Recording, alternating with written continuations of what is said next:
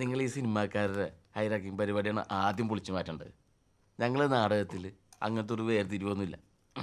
അവിടെ എല്ലാവർക്കും ഒരേ ചായ, ഒരേ ഗ്ലാസ്, ഒരേ ഭക്ഷണം. അവിടെ ഹീറോ, ഹീറോയിൻ, സൈഡ് ആർട്ടിസ്റ്റ് അങ്ങനെയൊന്നുമില്ല. നമ്മുടെ നടനില്ലേ മുരളിച്ചേട്ടൻ, ദി ഗ്രേറ്റ് ആക്ടർ, പുള്ളി ഒരു നാടകത്തിന് ബെഞ്ചിങ് തൂക്കിപ്പോണ ഞാൻ കണ്ടിട്ടുണ്ട്. ഞാൻ കണ്ടിട്ടുണ്ടെന്ന് വെച്ചിട്ടുണ്ടെങ്കിൽ കണ്ടവരുണ്ട്. പറഞ്ഞു വന്നതെന്ന് വെച്ചിട്ടുണ്ടെങ്കിൽ സാർ അങ്ങനെയൊക്കെ ചെയ്താലേ ഒരു നല്ല നടനാവാൻ പറ്റുള്ളൂ, അല്ലേ? നല്ലൊരു നടിയാവാൻ പറ്റുള്ളൂ, നല്ലൊരു നടികറാവാൻ പറ്റുള്ളൂ. I am for equality. ഞാൻ ഈ ഹൈറാർക്കി ഒന്നും നോക്കാറില്ല. അല്ലേ പിന്നെ ഞാൻ ഇവന്റെ കൂടെ ഇങ്ങനെ നടിക്കുവോ? എന്താ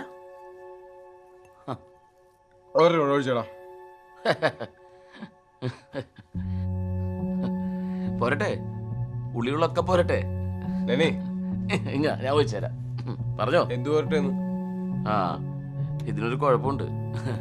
എന്തോരം അടിച്ചാലുണ്ടല്ല, ഉള്ളികള് മാത്രമേ പുറത്തു വരുള്ളൂ. പോരട്ടെ, എല്ലാം പോരട്ടെ. എന്റെ ഉള്ളിലുള്ളതൊക്കെ പുറത്തു വന്നാൽ നിനക്കത് താങ്ങൂടാ. എന്ത്? നീ ഇന്നലെ എന്താ പറഞ്ഞത്? എനിക്ക് ഡണ്ണിങ് ക്രൂഗറാണെന്നോ? ആ, സ്വന്തം കഴിവുകൾ മനസ്സിലാക്കാത്തവരെ അങ്ങനെയല്ല എല്ലാരും പറയുള്ളൂ. ഇതൊക്കെ പറയാൻ നിനക്കെന്ത് ക്വാളിറ്റി ഉണ്ടടാ? നിനക്ക് സ്വന്തമായിട്ടൊരു പേരുണ്ടോ? നിനക്ക് സ്വന്തമായിട്ടൊരു മെയിൽ വിലാസം ഉണ്ടോ? ഡേവിഡ് പടിക്കലിന്റെ ആക്ടിംഗ് ട്രെയിനർ. വേറെ എന്ത് യോഗ്യത നിനക്കുള്ളത്? എന്നിട്ട് അതും വെച്ചോണ്ട് ആൻ്റെ അടുത്ത് ഒലിപ്പിക്കാൻ പോയിരിക്കുന്നു. ഓ, അപ്പൊ അതാണ്. എനിക്ക് മേൽവിലാസമുണ്ട്. ആ മേൽവിലാസത്തിൽ പുള്ളി വന്നിട്ടുണ്ട്. ചോദിച്ചാൽ മതി, അയാൾ പറഞ്ഞുതരും. നീ അവിടെ വന്നിട്ടില്ലെന്നുള്ളൂ. പിന്നെ നിന്റെ പേരെന്താ? ഡേവിഡ് പടിക്കൽ. എന്ത് പഠിക്കല്? ആരുടെ പഠിക്കല്? നിന്റെ അച്ഛനാണ് പഠിക്കല്? ഏതെങ്ങാണ്ട് പഠിക്കല് ഇറക്കി വെച്ച് പോയതാണ് ഇവരെ. മാഷിനെയാണ് നീ? മാഷല്ലേ ഇത്? നിൽക്കേണ്ടടുത്ത് നിൽക്കണം. ഞാൻ അന്നേ പറഞ്ഞ ഈ കോളനി സാധനം നമ്മുടെ കൂടെ കൂട്ടണ്ടാണ്. ഡേവിഡേ, നീ വെറും ഉള്ളേൻ. എടോ, ഇവൻ തനി ഉള്ളേൻ. ഒന്ന് പോടാ കോളനി തെണ്ടി.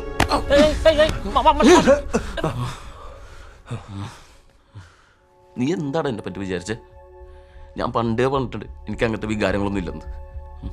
പ്രേമം, പണ്ടാരം, നിന്റെ പെണ്ണിനെ പ്രേമിക്കാൻ മാത്രം ബോർന്നല്ലടാ.